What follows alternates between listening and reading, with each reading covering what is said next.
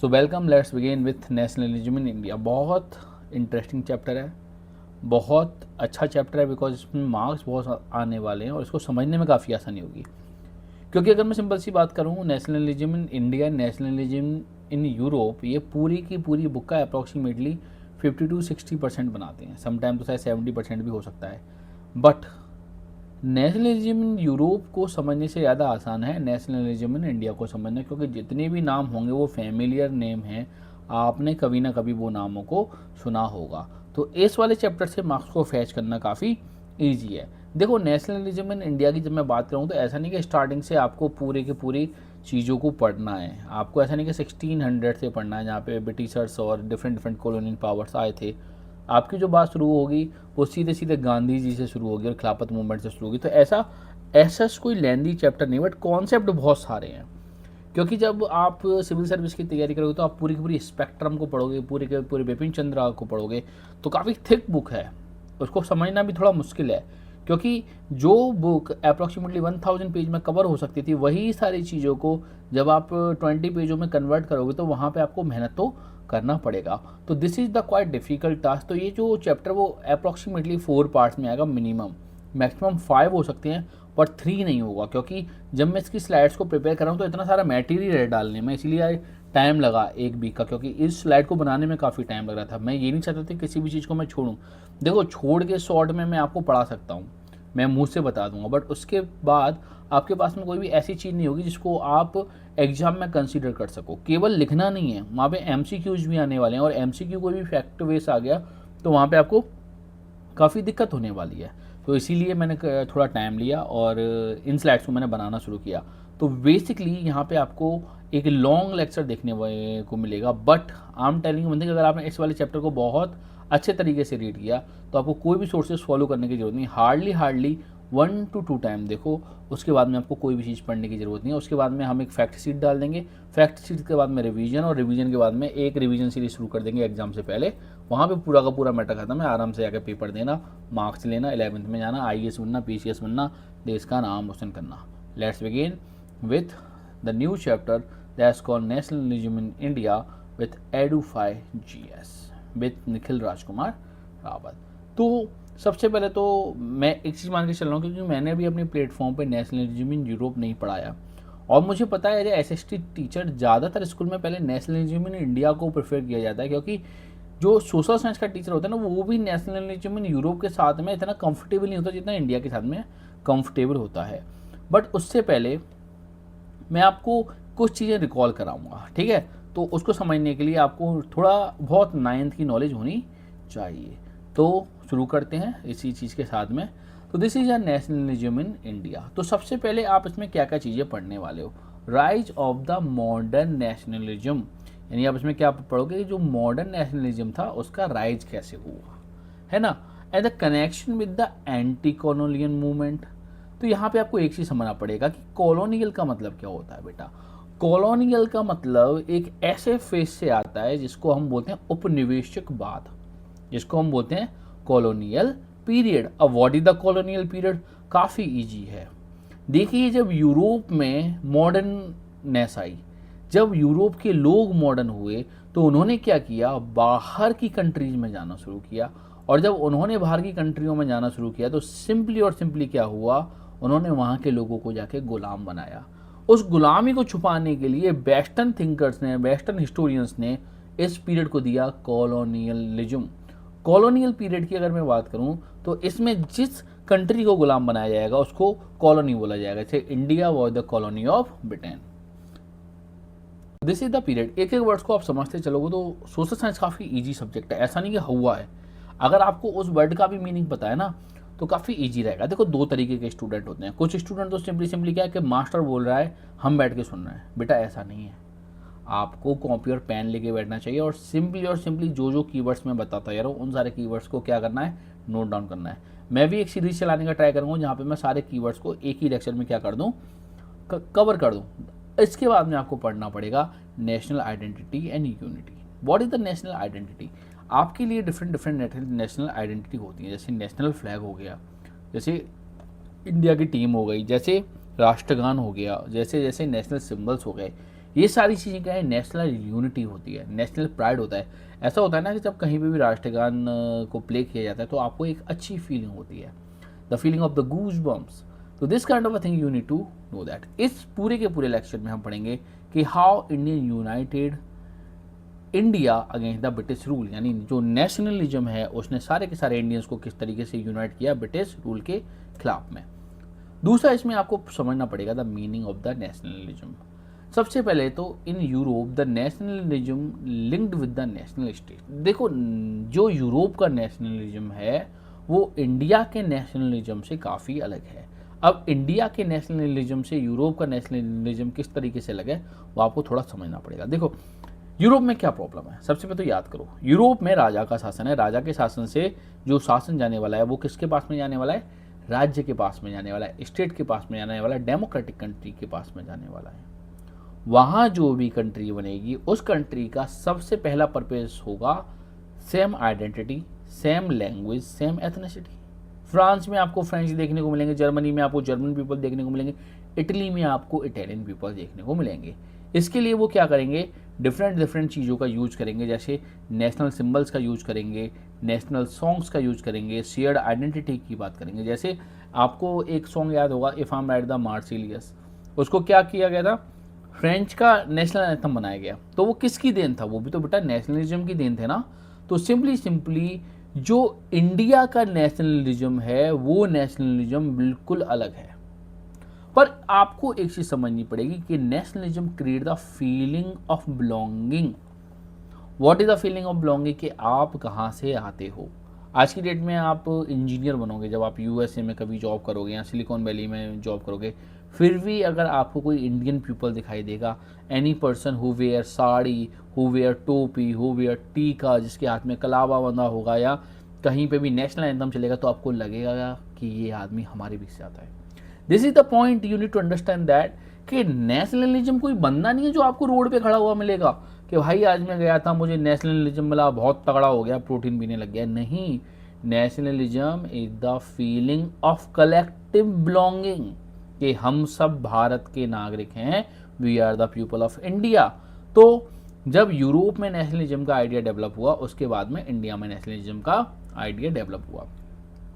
अब देखिए, इस बुक के according grow during the struggle against the colonialism. Colonialism का मतलब क्या है, कॉलोनियलिज्म का मतलब ये है कि जब ब्रिटिशर्स आए तो ब्रिटिशर्स ने क्या किया, पूरे के पूरे इंडिया को कंट्रोल किया। एक इंडिया का बहुत बड़ा पार्ट जो था वो किसके कंट्रोल में था, ब्रिटेन के कंट्रोल में था। तो जो प्रॉब्लम कश्मीर के लोगों की थी वही प्रॉब्लम तमिलनाडु के लोगों की थी, जो प्रॉब्लम गुजरात के लोगों की थी वही प्रॉब्लम असम के लोगों की थी। तो सारे के सारे लोगों ने सोचा कि हम सब की प्रॉब्लम का जो कोर पर्सन है, जो कोर रीजन है, वो तो ब्रिटिशर्स है ना। तो सबसे पहले ब्रिटिशर्स के खिलाफ लड़ाई करो। जब ब्रिटिशर्स के खिलाफ लड़ाई करते रहे तो एक टाइम पे ऐसा आया कि उनको समझ में आने लगा कि we need to be united against the Britishers. और इसकी वजह से सिंपली क्या हुआ, एक कलेक्टिव नेशनलिज्म की आइडिया आई। आपको पता है कि जब आप आज़ाद हुए थे तो इंडिया 542 रियासत में डिवाइड था। पूरे के पूरे 500 से ज़्यादा ऐसे ऐसे छोटे छोटे राज्य थे जिसको क्या किया गया था, आज़ाद किया गया था। बट आज हम कश्मीर से लेकर कन्याकुमारी तक क्या है, एक कंट्री है। हाँ, पाकिस्तान अलग हो गया, बहुत दुख की बात है, ठीक है। But main thing is that कि जो कॉलोनियल पीरियड था, जो कॉलोनिज्म था, जो कॉलोनाइजेशन इंडिया में हुआ था, उसकी वजह से इंडियंस के लिए ये फीलिंग थी कि हम सब क्या हैं, एक हैं, क्योंकि हमारा कॉमन एनिमी है। आपको पंजाब से लाला लाजपत राय देखने को मिलेंगे, बंगाल से बिपिन चंद्र पाल देखने को मिलेंगे, तमिलनाडु से आपको श्री राजगोपालाचारी देखने को मिलेंगे, और गुजरात से आपको वल्लभ भाई पटेल देखने को मिलेंगे, महाराष्ट्र से आपको तिलक देखने को मिलेंगे। इतने सारे पर्सन आपको देखने के मिलेंगे, बट सबके लिए एक कॉमन आइडेंटिटी होगी, वो है common identity to get the freedom for India, यानी अपनी भारत माता को आज़ाद कराना। इसीलिए आपको एक चीज़ सोच के चलनी पड़ेगी कि इंडिया में नेशनलिज्म का विकास करने में कॉलोनाइजेशन का, कॉलोनियलिज्म का काफ़ी बिग रोल है। इसके बाद में आपको समझना पड़ेगा कि जो पीपल्स थे उनको क्या रियलाइज हुआ, they were opposed and oppressed together and shared suffering created the unity. यानी जो लोग हैं उनके साथ में सेम प्रॉब्लम थी। टैक्स ज़्यादा है, पूरे इंडिया में ज़्यादा है, ब्रिटिशर्स उनका ऑपरेशन कर रहे हैं, तो वो भी प्रॉब्लम पूरे इंडिया में ज़्यादा है, शोषण बहुत ज़्यादा हो रहा है। तो उनको समझ में आने लगा कि हमको क्या करना है, पूरे के पूरे ब्रिटेन के खिलाफ फाइट करनी है। इसीलिए उनके बीच में क्या आया, नेशनलिज्म इन इंडिया। देखो नेशनलिज्म पहले भी था या नहीं था, शिवाजी के टाइम पे था या नहीं था, this is the point of debate. मैं ये नहीं कह रहा कि नेशनलिज्म इसी पीरियड पे आया, बट मैं ये कह रहा हूँ कि पूरा का पूरा जो नेशनलिज्म है वो इसी पीरियड में आया, वो आपकी किताब कह रही है, ठीक है। This is the point. Some time मैं कुछ ऐसी बात भी करूँगा जो शायद आपके सिर से जंप कर जाए, बट आपको एक चीज़ हमेशा ध्यान रखनी है कि I am a teacher of history. जिन चीज़ों को मैं पढ़ रहा हूँ वो आपके एरिया और अरीना से ज़्यादा हो सकती है। हम क्लास में काफ़ी डिस्कशन करते हैं, यहाँ पे डिस्कशन नहीं करते, तो आपको उस चीज़ को डाइजेस्ट करना पड़ेगा। If you have any kind of a problem you can put your queries on my email ID, और आप सिंपली क्या कर सकते हो, कमेंट भी कर सकते हो, ठीक है। अब आपको एक चीज़ समझना पड़ेगा कि नेशनलिज्म इन इंडिया में कौन कौन से ग्रुप्स हैं जो पार्टिसिपेट करेंगे। देखिए peasants, workers, businessman and students, ये डिफरेंट डिफरेंट ग्रुप्स हैं जो क्या करेंगे, नेशनल मूवमेंट में पार्टिसिपेट करेंगे। और आपको एक चीज़ समझना पड़ेगा, आप इसमें दो मूवमेंट पढ़ोगे, ठीक है। एक तो आप नॉन कॉपरेशन मूवमेंट पढ़ोगे जिसको हम खिलाफत मूवमेंट के साथ में लिंक करके देखेंगे। दूसरा आप सिविल डिसोबीडिएंट मूवमेंट पढ़ोगे जिसकी शुरुआत सॉल्ट मार्च से होगी। उसमें भी आप यही देखोगे डिफरेंट डिफरेंट ग्रुप्स ने किस तरीके से चीज़ों को कोप अप किया, किस तरीके से चीज़ों को डील किया। पीजेंट्स का रोल क्या था, वर्कर्स का रोल क्या था, बिजनेसमैन का रोल क्या था। The idea of freedom also deferred, यानी जो फ्रीडम का मीनिंग पीजेंट्स के लिए है वो वर्कर्स के लिए अलग होगा, वो बिजनेसमैन के लिए अलग होगा, वो स्टूडेंट्स के लिए क्या होगा, अलग होगा। तो nationalism include many social groups, यानी आपको नेशनलिज्म को केवल पढ़ना नहीं है, आपको ये भी पढ़ना है कि सिंपली जो नेशनलिज्म है वो डिफरेंट डिफरेंट ग्रुप्स के लिए क्या था। अब आपको उसके साथ में एक और चीज़ पढ़ना पड़ेगा, the role of Mahatma Gandhi. ये जो पर्सन है ना कोट पैंट और शर्ट में, ये महात्मा गांधी हैं जो बाद में जाके भारत में एक बहुत बड़ा रोल प्ले करने वाले हैं। इनकी चीज़ों को भी लेके काफ़ी डिबेट होता रहता है, बट उस डिबेट में आपको नहीं फंसना। जब आप हायर ऑर्डर्स में जाओगे या हायर क्लासेस में जाओगे तो वहाँ पे आप डिफरेंट डिफरेंट डिबेट्स को पढ़ सकते हो, इन्जॉय कर सकते हो। बट अभी हम वही चीज़ रीड करेंगे जो आपकी किताब में लिखा हुआ है, क्योंकि when ever I am teaching something ना, तो मेरा मन क्या करता है मैं आपको पूरी हिस्ट्री पढ़ाऊँ। उसके लिए पूरा पॉडकास्ट करना पड़ेगा, लेक्चर से काम नहीं चलेगा। कम 3 से 4 घंटे का पॉडकास्ट केवल एक पर्सन पे, क्योंकि एक पर्सन का व्यक्तित्व इतना डिफर है। अगर मैं गांधी जी की बात करूँ तो उसकी उनके अलग कॉन्सेप्ट है, अगर मैं सुभाष चंद्र बोस की बात करूँगा अलग कॉन्सेप्ट है, the role of Bhagat Singh को क्वाइट डिफरेंट। यहाँ पे हमको केवल और केवल एक चैप्टर खत्म करना है। हमारा मोटिव ये है कि इस चैप्टर को खत्म करना है। हाँ, कहीं पे मुझे लगेगा कि कॉन्सेप्ट ज़्यादा हैवी है, कोई चीज़ मुझे पढ़ानी है, तो मैं आपको स्पेशली एक हिंट दे दूंगा। उस हिंट पे आपको कुछ चाहिए तो आप जाके सर्च कर सकते हो। और very soon I am going to start my new channel which call the Edufy GS UPSC। वहाँ पे हम हाई ऑर्डर थिंकिंग के कंटेंट को डालने वाले हैं, ठीक है ना। तो बहुत सारे काम होने वाला है, don't worry, stay tuned with us. आपको बहुत सारी चीज़ें सीखने को मिलेंगी। देखो दो तरीके के स्टूडेंट हैं, आई am telling you one thing. First, जिनको क्या करना है, केवल केवल मार्क्स गेन करना है। एक वो जो नॉलेज को सेलिब्रेट करते हैं। मैं चाहता हूँ कि आप दूसरी टाइप के स्टूडेंट बनो। कि वाई, जो पर्सन नॉलेज को शेयर करता है ना, जो पर्सन नॉलेज को एंजॉय करता है, वो हमेशा आगे बढ़ेगा। क्यों, नॉलेज जो है ना सब्स्टिट्यूट होती है। फॉर एग्जाम्पल मैं आपको पढ़ा रहा हूँ, पहले मैं इंजीनियर था, but right now I am teaching you history. क्यों, क्योंकि मैंने उस चीज़ को एंजॉय किया, उस चीज़ को मैंने सिविल सर्विस में पढ़ा। तो दिस इज द थिंग। तो महात्मा गांधी की जब आप बात करोगे तो महात्मा गांधी का सबसे बड़ा रोल जो है वो है इंडियन पीपल्स को यूनाइट करने में।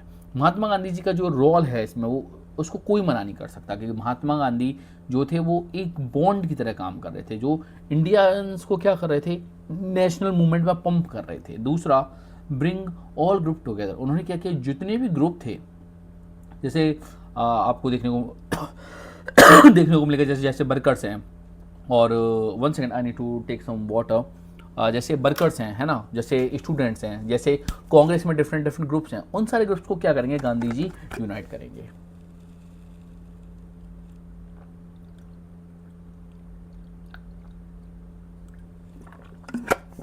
पता है ना इस लेक्चर को सबसे ज़्यादा मजा कैसे आएगा, अगर वन शॉट में पढ़ाया जाए। अप्रॉक्सीमेट 3-3.5 घंटे की वीडियो बनेगी, पर पढ़ाने में बहुत मज़ा आएगा। दूसरा, unity was not always peaceful. Okay, तो जो यूनिटी थी वो क्या था, पीसफुल नहीं थी। सिंपली अगर आपको देखना है, unity was not always peaceful. जब Gandhi ji different different groups के लोगों को एक साथ लाएंगे ना, तो वहाँ पे क्या होगा, एक आपको फ्रैक्शंस देखने को मिलेगा। जैसे मैं आपको एक इंसिडेंट के बारे में बताता हूँ कि, चलो थोड़ा लंबा हो जाएगा यार। 1905 में एक आंदोलन होगा, दैट्स कॉल्ड द स्वदेशी मूवमेंट, ठीक है। स्वदेशी मूवमेंट के बाद में ब्रिटिशर्स को चेंजेस करेंगे। ओके, स्वदेशी मूवमेंट हुआ। स्वदेशी मूवमेंट के बाद में ब्रिटिशर्स ने बोला कि चलो तुम लोग आंदोलन कर रहे हो तो हम कुछ कंसेशन देते हैं। उस कंसेशन को लेकर कांग्रेस दो पार्ट में डिवाइड हो जाएगी। तो गांधी जी के आने के बाद में कांग्रेस में ये चीज़ तो होगी कि कांग्रेस में फ्रैक्शंस देखने को नहीं मिलेंगे। गांधी जी एक तरीके से डील करेंगे कि जो कांग्रेस में डिफरेंट डिफरेंट पार्ट्स हैं उन पार्ट्स के बीच में क्या हो सके, एक कॉमन आइडिया हो सके। तो गांधी जी के बहुत सारे पॉजिटिव पॉइंट हैं यहाँ पे, है ना। तो Gandhi ji made nationalism as a mass movement. Gandhi ji का जो दूसरा सबसे बड़ा रोल होने वाला है, उन्होंने क्या किया, जितने भी मूवमेंट हुए उसके बाद में आज़ादी तो नहीं मिली, this is a right thing. आपको नॉन कोऑपरेशन के बाद में आज़ादी नहीं मिली, आपको सिविल डिसोबीडिएंट मूवमेंट के बाद में आज़ादी नहीं मिली, आपको क्विट इंडिया मूवमेंट के बाद में आज़ादी नहीं मिली, बट गांधी जी के जितने भी क्या हुए मूवमेंट हुए, उन मूवमेंट को आप मास मूवमेंट बोल सकते हो। जब आप आगे पढ़ोगे तो आपको पता पड़ेगा 1-1 लाख लोगों को जेल में डाला गया था। I mean quit India movement जो इस बुक में नहीं है, बट उसमें अप्रॉक्सीमेटली जो ब्रिटिश गवर्नमेंट थी उन्होंने आंदोलनकारियों के खिलाफ में क्या किया था, एरोप्लेन्स तक का यूज किया था। तो this is the achievement of the Gandhi ji. अब इस चैप्टर में आपको क्या पढ़ना है कुछ, तो बेसिकली इस चैप्टर में आपको जो पढ़ने के लिए मिलेगा वो कंडीशन आपकी ऐसी हो जाएगी, क्योंकि कुछ बच्चों की पता है प्रॉब्लम क्या होती है, वो पढ़ना नहीं चाहते। जो अगली मेरी वीडियो आएगी वो इसी पे आएगी, how can we topper in the 21 days. तो उसमें मैंने काफ़ी रिसर्च किया है ना, तो ऐसा नहीं कि मैंने हवा में कोई भी बात की, वो आपके लिए काफ़ी यूजफुल रहेगी। तो स्टे ट्यून विद दैट। कुछ बच्चों की पता है कंडीशन कैसी होगी, जैसे वो सिलेबस को देखें भाई ये क्या हो गया, आपको नॉन कोऑपरेशन मूवमेंट पढ़ना पड़ेगा, सिविल डिसोबीडिएंट मूवमेंट पढ़ना पड़ेगा, पार्टिसिपेशन ऑफ डिफरेंट ग्रुप पढ़ना पड़ेगा, और growth of the national consciousness. National consciousness देखो, ऊपर के 3 पॉइंट पे तो मैं ज़्यादा बात नहीं करूँगा, क्योंकि मैं थॉरोली क्या करूँगा, इनको पढ़ाऊँगा। ठीक है, तो आपको बस ये पता पड़ेगा कि गांधी जी ने कुछ ये किया था, कुछ ये किया था। जब गांधी जी ने ये किया तो ये लोग उसमें शामिल हो गए। बट कॉन्शियसनेस क्या होती है, फॉर एग्जाम्पल मैंने आपके सामने एक जर्सी लगा दी, वो जर्सी किसकी है, टीम इंडिया की है, तो आपको पता पड़ेगा ये क्या है, टीम इंडिया की जर्सी। मैंने ट्राई कलर लगा दिया तो आपको पहचान लोगे ना कि this is our try colour. आपके सामने मैंने नेशनल एंथम खाया तो आपको पता है कि ये चीज़ हमारी कंट्री से जुड़ी हुई है, इसीलिए क्या है ये चीज़ें हमारे लिए रिलेटेड है, हमारी कंट्री के लिए रेस्पेक्टफुल है, इसके लिए हमको रेस्पेक्ट करनी है। तो this is a point. Nationalism capture the imagination of India. Nationalism ने क्या किया, इमेजिनेशन को बढ़ावा दिया, भारत माता की तस्वीर बनाई गई, वंदे मातरम गाया गया। आपको पता है वंदे मातरम बंकिम चंद्र चटर्जी ने लिखा था। जब वो इस गीत को लिख रहे थे तो काफ़ी हैवी है ये गीत, इसके वर्ड्स को आप कभी सुनो, सुजलाम सुफलाम मातरम वंदे मातरम। तो उनकी बेटी जो थी वो उनसे फाइट कर रही थी कि पापा जो आप सॉन्ग लिख रहे हो ना, इस सॉन्ग को कोई भी पसंद नहीं करेगा, क्योंकि आपने जो वर्ड चूज किए हैं वो काफ़ी भारी हैं। तो उन्होंने बोला डोंट वरी, नहीं करेगा तो मेरा मन है लिखने का। पर उनको विश्वास था। आपको पता है जिस वंदे मातरम को आज हमको वंदे मातरम याद भी नहीं है, ब्रिटिशर्स ने इस गाने को मल्टीपल टाइम्स बैन किया था, क्योंकि Vande Mataram become the identity of national movement. Vande Mataram जो है वो आइडेंटिटी बना, नेशनल कॉन्शियसनेस में आया, इसलिए तो ब्रिटिशर्स को बैन करना पड़ा कि वंदे मातरम क्या है, हम अपनी मातृभूमि को प्रणाम कर रहे हैं। तो इस चैप्टर में आपको यही चीज़ें पढ़ने को मिलेंगी। नेशनल, सबसे पहले non cooperation movement, civil disobedient movement, participation of different group and national consciousness. तो इस चैप्टर को पढ़ने में बहुत मज़ा आएगा। अभी तक हम एंट्री नहीं ले पाए और हमारा अप्रॉक्सीमेट 15 मिनट का हो गया है। तो nationalism in India grow through the struggle, sacrifice and unity. यानी जो नेशनलिज्म था उसको ग्रो करने में स्ट्रगल, सेक्रीफाइस और यूनिटी का बहुत बड़ा हाथ था। तो लेट्स बिगिन। तो सबसे पहला टॉपिक आपके सामने फर्स्ट वर्ल्ड वॉर एंड खिलाफत and non cooperation movement. First world war की अगर मैं बात करूं तो फर्स्ट वर्ल्ड वॉर में एक तरफ तो ब्रिटेन था, उसके साथ में यूएस था, उसके साथ में फ्रांस था, दूसरी तरफ आपको देखने को मिलेगा टर्की, और आपके पास साथ में जर्मनी और ऑस्ट्रिया। ऑस्ट्रियन हंगरी एम्पायर है जो आपने पिछले चैप्टर में पढ़ा है, उसको वेरी सुन मैं अपलोड कर दूंगा। तो जब ब्रिटिशर्स फाइट में उतरे तो उनके साथ साथ इंडियंस को भी उतरना पड़ा, तो इंडियंस के साथ में कोई चॉइस नहीं थी। बट एक चीज़ ध्यान रखना, जब ब्रिटिशर्स के साथ में इंडिया गया है तो उसमें गांधी जी ने भी यस बोला है। गांधी जी की सोच ये थी कि जब ब्रिटेन को इंडिया की ज़रूरत है फर्स्ट वर्ल्ड वॉर में तो इंडियंस को सपोर्ट करना चाहिए, और जब वॉर ख़त्म हो जाएगी तो ब्रिटिशर्स इंडिया को कंसेशन देगा।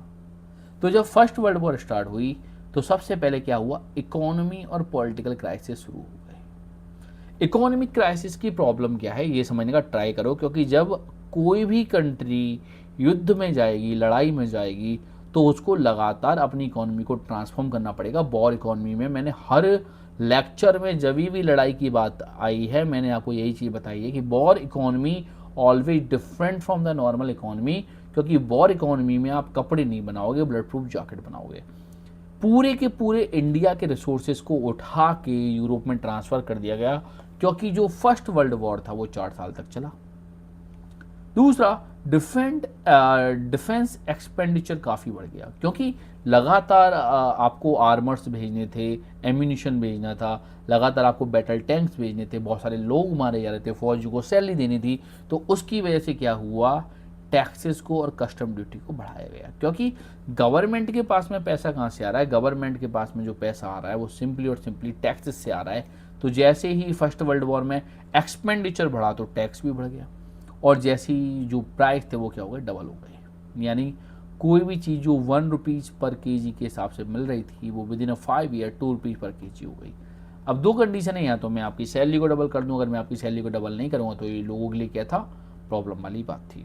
तो आपको समझ में आया कि फर्स्ट वर्ल्ड वॉर का एक बहुत बड़ा हाथ है इंडियन नेशनल मूवमेंट में, जिसकी वजह से पूरे के पूरे दुनिया को बहुत सारी चीज़ें झेलनी पड़ी, बहुत सारी चीज़ें फेस करनी पड़ी। उसी टाइम पे एक ऐसी वॉर ने इंडियन नेशनल मूवमेंट को नेगेटिवली और पॉजिटिवली क्या किया, इफेक्ट किया, क्योंकि पीपल्स काफ़ी अनकंफर्टेबल हो गए। बेटा जब टैक्सेस बढ़े तो लोगों को समझ में आया कि यार ये तो गलत हो रहा है, लड़ाई जो हो रही है वो ब्रिटेन के इंटरेस्ट के लिए हो रही है, हम फालतू में पिस रहे हैं। तो common people suffered with the heavily during war. तो जो कॉमन पीपल था उसको क्या हुआ, काफ़ी दिक्कतों का सामना करना पड़ा। तभी ब्रिटिश गवर्नमेंट की और प्रॉब्लम बढ़ी। सबसे पहले क्या हुआ, फोर्स रिक्रूटमेंट किया गया। गांव में ये लोग जाते थे तो गांव के लोग लड़ाई में जाना नहीं चाहते थे, उनको ये चीज़ पता थी कि इस लड़ाई से कुछ लेना देना ही नहीं है। जर्मनी फ्रांस के बीच में जो लड़ाई शुरू हुई, जो टर्की के पार्ट्स को लेकर से लड़ाई शुरू हुई, जो ऑस्ट्रिया और सर्बिया के बीच में लड़ाई शुरू हुई, उसको लेके हमारा क्या था, कुछ नहीं। अब यूपी के गांव के बच्चे को ब्रिटेन के साथ में क्यों जाना है यूरोप में लड़ाई में। तो इसीलिए जब इंडियन पीपल्स रिक्रूट नहीं हो रहे थे तो उसके लिए क्या किया गया, फोर्सफुल रिक्रूटमेंट किया गया। लोगों को गांव से उठा के ले जाके सीधे आर्मी में डाल दिया जाता था, लोगों को पसंद नहीं आया। दूसरा, क्रॉप फेलियर हो गया, क्योंकि गवर्नमेंट का पूरा ध्यान कहाँ पे था, गवर्नमेंट का पूरा ध्यान लड़ाई पे था। तो पेस्टिसाइड कौन देगा, नहरों पे काम कौन करेगा, तो पूरी की पूरी क्रॉप फेलियर करके। दूसरा, जब क्रॉप फेलियर करके तो फूड शॉर्टेज आपको देखने को मिलेगा। रही बच्ची कसर पूरी कर गई इन्फ्लुएंजा वायरस ने। अगर आपको कोविड ध्यान हो तो एक कोविड जैसी महामारी थी, पूरे के पूरे यूरोप में ये कंडीशन देखने को मिली, पूरे पूरे इंडिया में, पूरे पूरे वर्ल्ड में ये प्रॉब्लम थी। अराउंड 12 to 13 मिलियन डेथ, आपको अप्रॉक्सीमेटली 1,30,00,000 तक लोगों की डेथ हो गई। तो इसका मतलब क्या था, जो लड़ाई के साल थे उसने क्या किया, मिजरी और एंगर, लोगों के बीच में इन चीज़ को क्या किया, बढ़ाया, मिजरी और एंगर को। तो यहाँ पे आपको एक चीज़ देखने को मिलेगी कि जो लोग हैं वो किसके खिलाफ हो जाएंगे, ब्रिटिश गवर्नमेंट के खिलाफ हो जाएंगे। तो दिस इज ऑल अबाउट, जैसे ही राइजिंग होगा तो people expected relief after war, क्योंकि जो लोग थे उनको क्या लग रहा था कि देखो हमने क्या किया, सपोर्ट किया। ये देखो इंडियन सोल्जर्स हैं, इंडियन सोल्जर्स किस में सपोर्ट कर रहे हैं, फर्स्ट वर्ल्ड वॉर में सपोर्ट कर रहे हैं। हमने अपने लोगों को भेजा, हमने अपने टैक्सेस दी है। तो लोगों को लगने लगा कि जब फर्स्ट वर्ल्ड वॉर ख़त्म होगी तो ब्रिटिश गवर्नमेंट को इतना तो कॉमन सेंस होगा ना कि आपने हमारी हेल्प की, हम आपकी हेल्प करेंगे। दूसरा, क्या हुआ कि जब फर्स्ट वर्ल्ड वॉर ख़त्म हुई फिर भी प्रॉब्लम्स ख़त्म होने का नाम नहीं ले रही थी, क्योंकि ब्रिटिश गवर्नमेंट को कुछ लेना देना था ही नहीं। यहाँ पे गांधी जी की कैलकुलेशन भी गलत हो गई। गांधी जी का क्या मानना था कि फर्स्ट वर्ल्ड वॉर में अगर हम अपने सोल्जर्स भेजेंगे तो ब्रिटिशर्स क्या करेंगे, हमारी हेल्प करेंगे। बट ब्रिटिशर्स ने क्या किया, रूलेट एक्ट पास कर दिया। वो आप आगे पढ़ोगे तो उससे क्या हुआ, लोग और ज़्यादा एंग्री हो गए against the British empire and public dissatisfaction and strengthen the nationalism. तो लोगों को समझ में आने लगा कि ब्रिटेन को हमारी प्रॉब्लम से कुछ लेना देना है ही नहीं, तो हमको क्या करना पड़ेगा, इनसे छुटकारा पाना पड़ेगा। ठीक है, तभी आपको देखने को मिलेगा emergence of the new leadership. Congress तो है, कांग्रेस की शुरुआत 1885 से हो गई है, बट जो गांधी जी हैं वो आपको देखने को मिलेंगे 1915 में। 1915 में जब गांधी जी आएंगे तो कांग्रेस में आपको न्यू लीडरशिप देखने को मिलेगी। उन्होंने क्या हुआ, सबसे पहले उन्होंने न्यू मेथड्स ऑफ स्ट्रगल दिखाया। उन्होंने क्या किया, मास पार्टिसिपेशन पे जोर दिया। उन्होंने ये नहीं बोला कि हमको लड़ाई करनी है, हमको सीधे हथियार उठाने हैं। उन्होंने बोला कि साहब हम बात करेंगे अहिंसा से, है ना। वो था ना, दे दी हमें आज़ादी बिना खड़ग बिना ढाल, साबरमती के संत तूने कर दिया कमाल। ये भी डिबेटेबल है कि मिली कि नहीं मिली, बट अप्रॉक्सीमेटली गांधी जी को जो तरीके थे वो तरीके उस तरीके के थे जहाँ पे ब्रिटिश साम्राज्य के खिलाफ गोली तो नहीं चलने वाली थी। मतलब ब्रिटिश साम्राज्य के खिलाफ जो लड़ाई करने का नया तरीका गांधी जी ने बनाया था, दैट्स कॉल्ड द, क्या वो बोला गया उसको बोला गया सत्याग्रह। अब मैं आपको थोड़ा रिवाइज करा दूं। सबसे पहली बात तो हमने शुरुआत की थी नेशनलिज्म से। यूरोप से नेशनलिज्म अलग है इंडिया का, कि हमने ब्रिटिश के खिलाफ लड़ाई शुरू की। दूसरा, first world war, different country fight कर रही हैं, तो वहाँ पे जो टैक्स बढ़े, जो लोगों को प्रॉब्लम हुई, लोगों को क्या लगा कि जो ब्रिटिश गवर्नमेंट है वो क्या करेगी, हमको थोड़ा हेल्प करेगी। बट ब्रिटिश गवर्नमेंट ने बोल दिया ना बाबा ना। ठीक है, समझ में आया। This is the all about. अब हम थोड़ा आगे और बढ़ेंगे। इतने बीच में गांधी जी सुपर हीरो बन के आ जाते हैं एकदम सुपरमैन की तरह के, अब हम तुमको अहिंसा से आज़ादी दिलवाएगा भाई, कोई हथियार वगैरह नहीं उठाएंगे, सीधे सीधे प्यार से हम सारे के सारे अंग्रेजों को भगा देंगे। ठीक है, this is all about Gandhi ji transform the national movement. Gandhi ji के आने से पूरा का पूरा नेशनल मूवमेंट क्या हो गया, ट्रांसफॉर्म हो गया। लोगों को लगने लगा कि भाई ये तरीका अच्छा है, गोली फोली नहीं चलानी, गनफन नहीं उठानी, सीधे जाओ अहिंसा करो। तो महात्मा गांधी इंट्रोड्यूस द सत्याग्रह। सत्याग्रह दो वर्ड से मिला है, सत्य और आग्रह। सत्य का मतलब तो आपको पता है ट्रुथ, और आग्रह मतलब क्या, अप्रोक्सीमेटली मांगना। तो गांधी जी जब 1915 में इंडिया में वापस आए, तो गांधी जी साउथ अफ्रीका से आए थे। तो ऐसा नहीं कि गांधी जी वहाँ पे बहुत अच्छे थे, एकदम गांधी जी ने वहाँ पे भी अपना ऑरा बना रखा था। गांधी जी ने वहाँ पे भी मल्टीपल आंदोलन किए थे ब्रिटिशर्स के खिलाफ। तो गांधी जी ने जो प्रैक्टिस की थी वो तो साउथ अफ्रीका में की थी, पर जो मैन मैच खेलने वाले थे वो इंडिया में खेलने वाले थे। तो गांधी जी ने क्या बोला कि भैया हम सत्याग्रह पे बात करेंगे। सत्याग्रह के लिए उन्होंने बोला कि सत्याग्रह में दोषी होंगे ट्रुथ और नॉन वायलेंस, यानी सामने वाला कुछ भी करे, अगर आपके एक गाल पे थप्पड़ मारे तो दूसरा गाल आगे कर दो, दूसरा कि भाई मेरे दूसरे गाल पे भी थप्पड़ मारो। दूसरा उन्होंने बोला कि जो आदमी सत्याग्रह को फॉलो करेगा उसको हम सत्याग्रही बोलेंगे, और सत्याग्रही जो है वो काफ़ी वीर आदमी होगा, उसके पास में एक अलग टाइप की स्ट्रेंथ होगी, और एक कमज़ोर आदमी क्या सत्याग्रह को फॉलो नहीं कर सकता।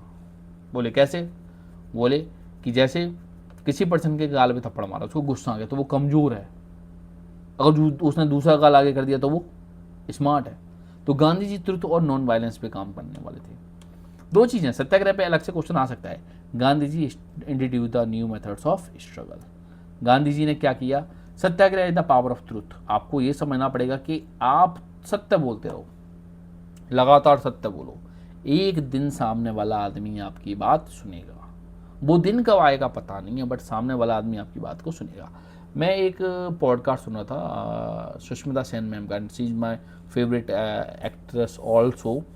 तो वो बोल रही थी कि आपसे जवाब जितनी बदतमीजी से पूछा जाए ना, आपको आंसर उतनी शालीनता से देना है, अच्छे तरीके से देना है, क्योंकि हिस्ट्री उस बात को सुन रही है, और क्वेश्चन किस तरीके से पूछा गया उस पर कोई ध्यान नहीं देता, उसका आंसर किस तरीके से दिया गया। तो गांधी जी की बात कहीं ना कहीं तो ठीक थी, fight against injustice without violence. अब ये गांधी जी ने चूज क्यों किया, क्योंकि मेरे हिसाब से तो यूएस का तरीका भी बुरा नहीं है। उन्होंने सीधे ब्रिटिशर्स के खिलाफ हल्ला बोल दिया, घोड़े पे बैठ के तलवार ली, ब्रिटिशर्स की खोपड़ी पे गन रखी कि भाई छोड़ दे वरना गोली मार देंगे, वो छोड़ के चले गए।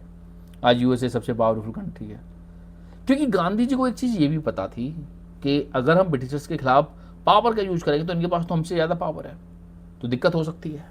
तो सिंपली और सिंपली गांधी जी को समझ में आया कि सबसे अच्छा तरीका क्या है कि हम गवर्नमेंट पे प्रेशर बनाएंगे, और प्रेशर बना के उनसे क्या लेंगे, कंसेंसस लेंगे। जब कंसेंसस लेंगी तो हमारा प्रॉफिट होगा। दूसरा उन्होंने क्या किया, नो रिवेंज और एग्रेशन, कि बिल्कुल भी कोई भी रिवेंज नहीं होगा। हमको क्या करना है, जो ऑपरेसर है, जो ब्रिटिश एम्पायर है, उसके दिमाग को चेंज करना है, कंसेंसस को चेंज करना है। Truth would be ultimate win. उन्होंने बोला एंड ऑफ द डे जो जीत होगी वो किसकी होगी, ट्रुथ की होगी। तो गांधी जी की आइडियोलॉजी पे एक बहुत हैवी डिबेट हो सकती है, क्या ये तरीका ठीक है, but I am telling you one thing, Gandhi ji एक ऐसी पर्सनैलिटी है जिनकी पूरी दुनिया में इज्जत की जाती है। Non violence become the Gandhi ji strongest weapon.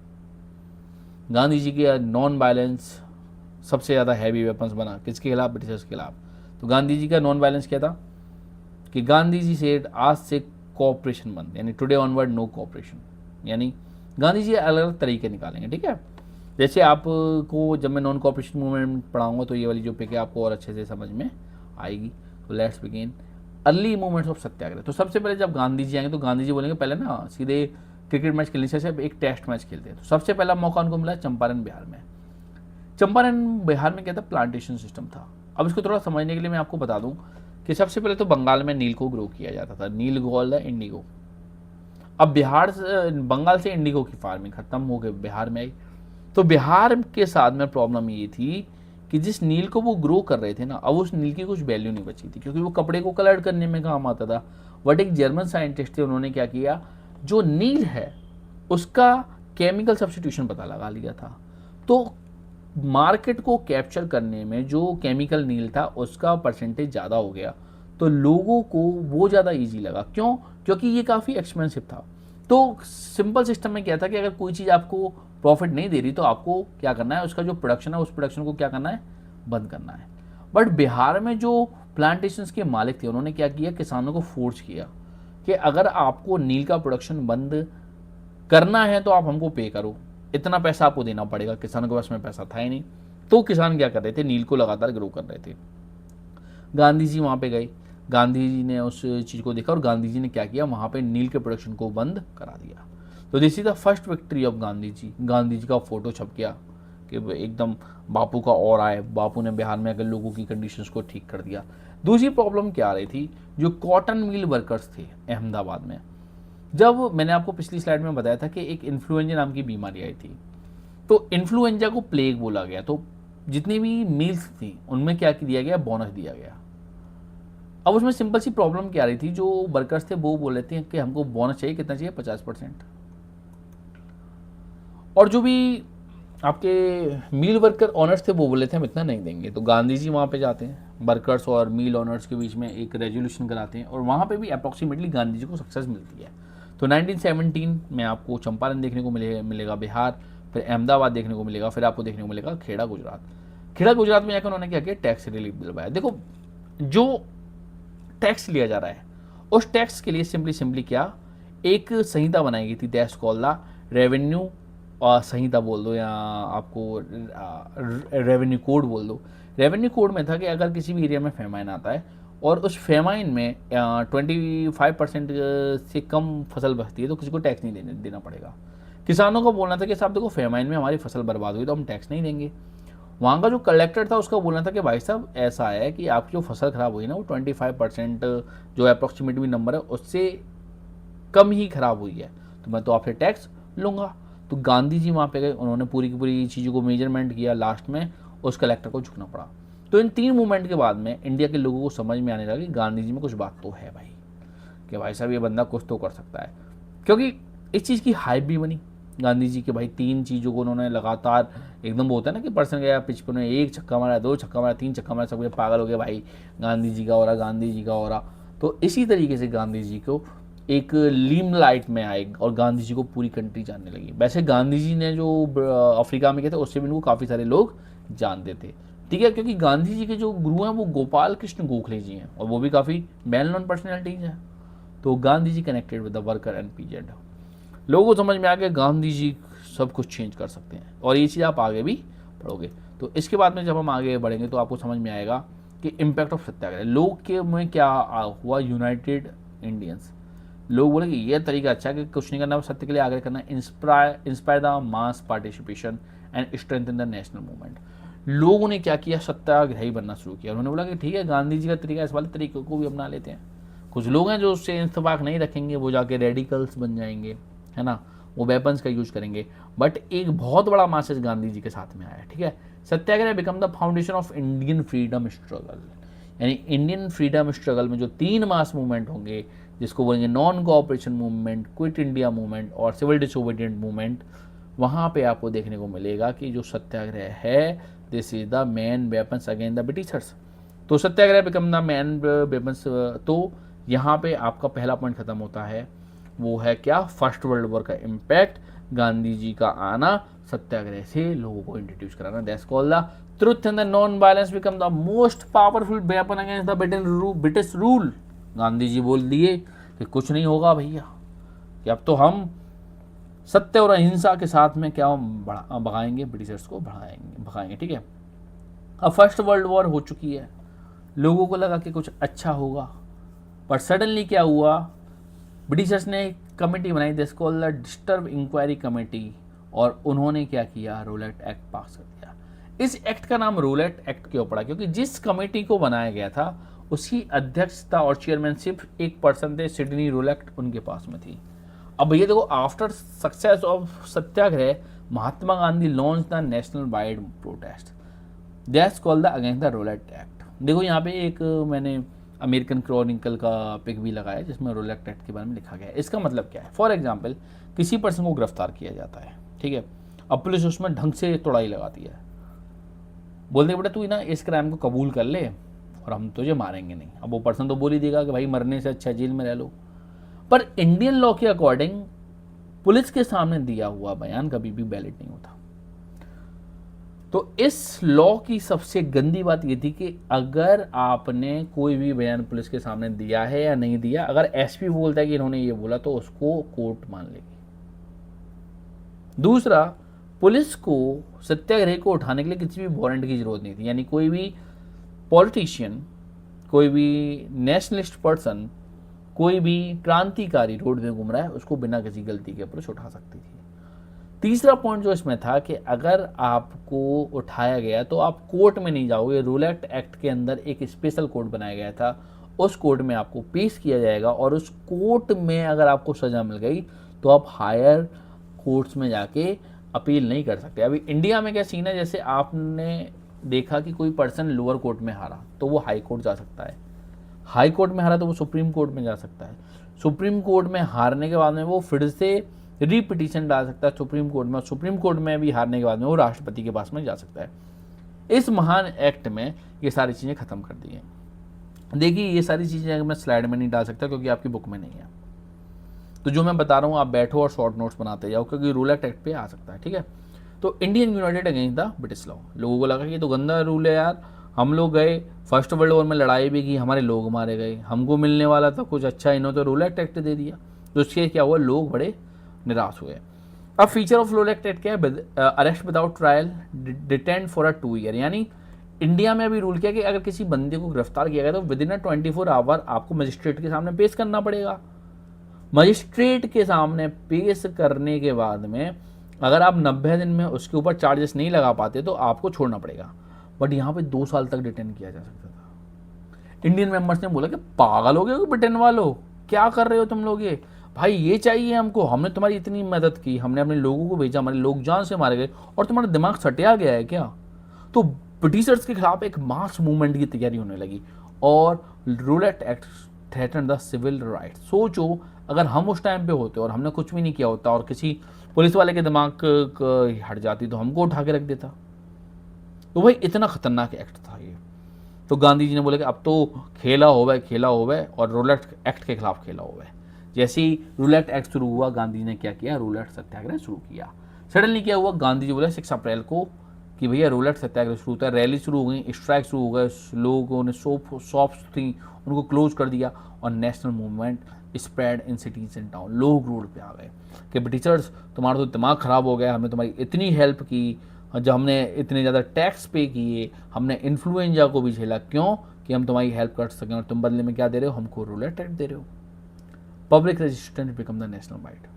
Kashmir से लेकर कन्याकुमारी और आपके गुजरात से लेके अरुणाचल प्रदेश तक लोग एक हो गए, पूरे नेशन से एक आवाज़ आने लगी कि Britishers should withdraw the roulette act. तो गांधी जी भी इसी मूड में थे कि भाई रूलेट होगा। तो ब्रिटिशर्स को समझ में आने लगा कि भैया अब तो प्रॉब्लम हो सकती है। तो उन्होंने क्या किया, सबसे पहले लीडर्स को अरेस्ट किया। Gandhi ji stop from entering Delhi. Gandhi ji से बोले कि साहब ऐसा है आप दिल्ली में नहीं घुस पाओगे। Police fired on the peaceful protester in Amritsar. अब आपको ये वर्ड याद रखना है, अमृतसर के बारे में आप जानते हो, हमारे जिसको गोल्डन टेम्पल उसकी जगह और हमारे गुरुओं की जगह है ना, and this is the main shrine of Sikhism, है ना, और सिखिज्म और Hinduism is some kind of a brothers, है ना। थोड़ी बहुत पॉलिटिक्स होती है बट मैं उस पॉलिटिक्स को ज़्यादा फॉलो नहीं करता, आई नो अबाउट दैट। ठीक है, तो इंडिया में पॉलिटिक्स तो हर चीज़ पे होती है। तो British rules British rule respond with the violence, उन्होंने क्या किया, लगातार वायलेंस, और सबसे ज़्यादा वायलेंस ना अमृतसर को झेलना पड़ा। जब मैं हिस्ट्री को पढ़ता हूँ तो एक चीज़ मुझे समझ में आती है, इंडिया पाकिस्तान पार्टीशन का सबसे बड़ा जो प्राइस पे किया वो पंजाब ने पे किया, क्योंकि आज भी आधा पंजाब क्या है, पाकिस्तान में है। और आई ऑलवेज विश दैट कि कम से कम जो सिंध वाला एरिया वो तो हमको चाहिए वापस। थोड़ा पॉलिटिकल हो जाएगा, सॉरी ज़्यादा अंदर नहीं जाते, ठीक है। तो अमृतसर में क्या हुआ, ब्रिटिशर्स ने क्या किया, लगातार फायरिंग की और लोगों के साथ में इनह्यूमन बिहेवियर किया। अब सडनली क्या होगा, यहाँ पे ना 3 लीडर्स हैं, ठीक है। तो जलियांवाला बाग की तरफ हम जा रहे हैं। अब थोड़ा मैं आपको फिर से हिस्ट्री के बारे में बता दूं, रिवाइज करवा दूं ताकि आपके दिमाग में फंसा रहे। सबसे पहले हुआ नेशनलिज्म इन इंडिया, यूरोप से अलग है क्योंकि हमारा जो नेशनलिज्म है उसमें कॉलोनाइजेशन के खिलाफ लड़ाई है। फर्स्ट वर्ल्ड वॉर हुई, फर्स्ट वर्ल्ड वॉर में हाई टैक्सेस थे, फसल फेल कर गई, इन्फ्लुएंजा आया, बहुत सारे लोग मारे गए। फिर गांधी जी आ गए, गांधी जी ने सत्याग्रह को इंट्रोड्यूस किया।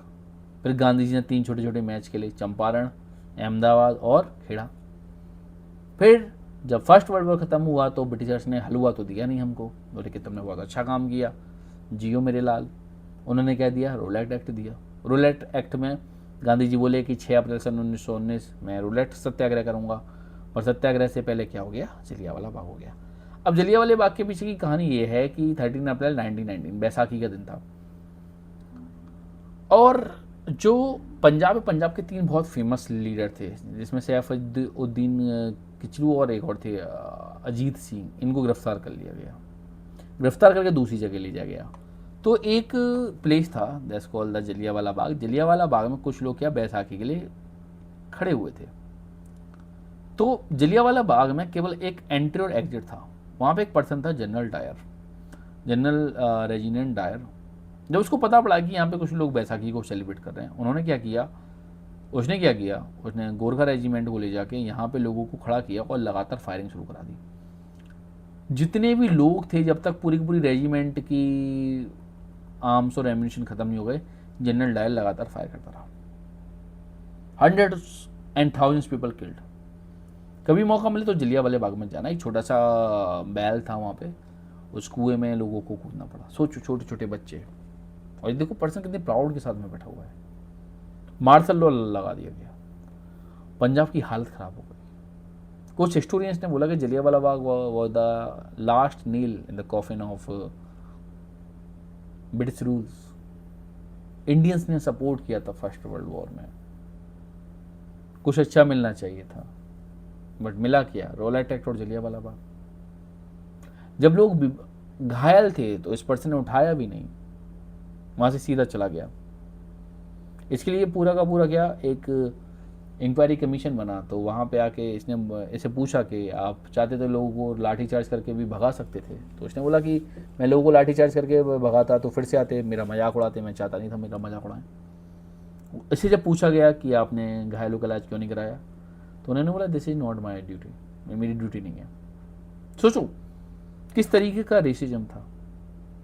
जब मैं इन चीज़ों को पढ़ता हूँ तो थोड़ा इमोशनल हो जाता हूँ, क्योंकि इसका एक मोटिव था कि मैं इंडियंस के दिमाग में क्या, एक फेयर बनाना चाहता हूँ, क्योंकि एग्जिट पे तो ये खड़ा हुआ था, ठीक है।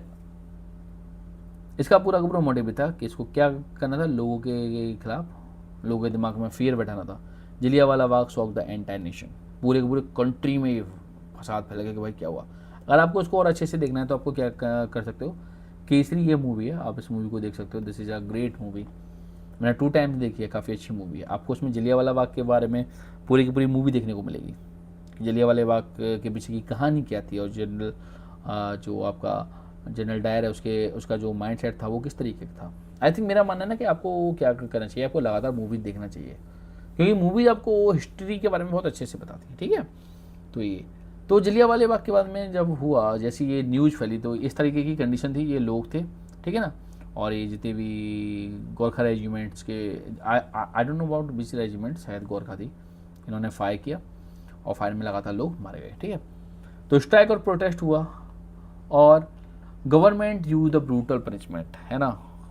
गवर्नमेंट ने और भी गंदे तरीके अपनाए कि लोगों को वहाँ से बोलना कि आप यहाँ से चल के नहीं, फ्रॉक की तरह रेंगते हुए जाओ, पब्लिक ह्यूमिलेशन हुआ, बॉम्बिंग द ब्लेज हुआ, Gandhi ji later called off the movement. इसको लेके सुभाष चंद्र बोस को भी समझ में नहीं आया कि रूलेट एक्ट को रोका क्यों गया, कि ये एक ऐसा मूवमेंट था जब पूरी की पूरी इंडिया में ब्रिटिशर्स के खिलाफ में गुस्सा था, लोगों को पता था कि इन्होंने गलत किया है, फिर भी गांधी जी ने रूलेट एक्ट को ख़त्म। क्योंकि मैं आज भी ये समझ नहीं पाता, क्योंकि किसी भी मूवमेंट में आपको क्या चाहिए, किसी भी मूवमेंट में आपको चाहिए लोगों का सपोर्ट। ब्रिटिशर्स ने इतनी बड़ी मिस्टेक की, ब्रिटिशर्स ने क्या किया, सिंपली और सिंपली जलियांवाले बाग में जो किया वो इनह्यूमन था। यहाँ पे गांधी जी अगर चाहते तो जलियांवाले बाग के ऊपर जाके पूरे के पूरे आंदोलन को खड़ा कर सकते थे, पर गांधी जी ने नहीं किया। Still I don't know why, और हमको पता भी नहीं लगाना, क्योंकि हमारे सिलेबस में बस जलियांवाला बाग पढ़ाना है। कभी सिविल सर्विस की तैयारी करेंगे तो इस पर हम थोरोली चर्चा करेंगे। Violence change the course of movement, खड़े खड़े रूलेट सत्याग्रह खत्म हो गया। तो जलियांवाले बाग के बाद में क्या हुआ, बिगिनिंग ऑफ द खिलाफत movement, first world war ended और ओटोमन टर्की डिफीटेड। अब हम कल खिलाफत मूवमेंट से पढ़ेंगे, और खिलाफत मूवमेंट के बाद में हम सीधे सीधे नॉन कोऑपरेशन मूवमेंट पे जाएंगे।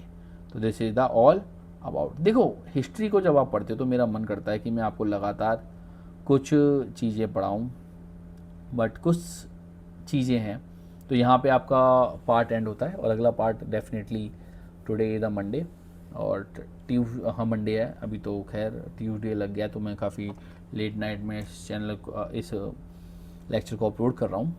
तो I think Wednesday I will upload the another part. तो जब मैं आपको कोई भी चीज़ पढ़ाता हूँ तो उसका मेरा मोटिव ये होता है मैं ज़्यादा से ज़्यादा चीज़ों को पढ़ा पाऊँ, but I am the practical person, मैं दुनिया का सबसे ज़्यादा प्रैक्टिकल आदमी, तो मैं कुछ भी एक्स्ट्रा आपको पढ़ाना नहीं चाहता, क्योंकि आपका पहला मोटिव है 10th को पास करना, ठीक है। तो very soon we will start the another channel base call the UPA या एडुफाई जीएस यूपीएससी। वैसे तो ऑल कॉम्पिटेटिव एग्जाम्स से रिलेटेड जो भी चीज़ें हम उस पर डालेंगे, बट यूपीएससी का नाम इसलिए लिखा है because I love this name. तो आज के लिए इतना बहुत है, टाटा बाय बाय, मिलते हैं।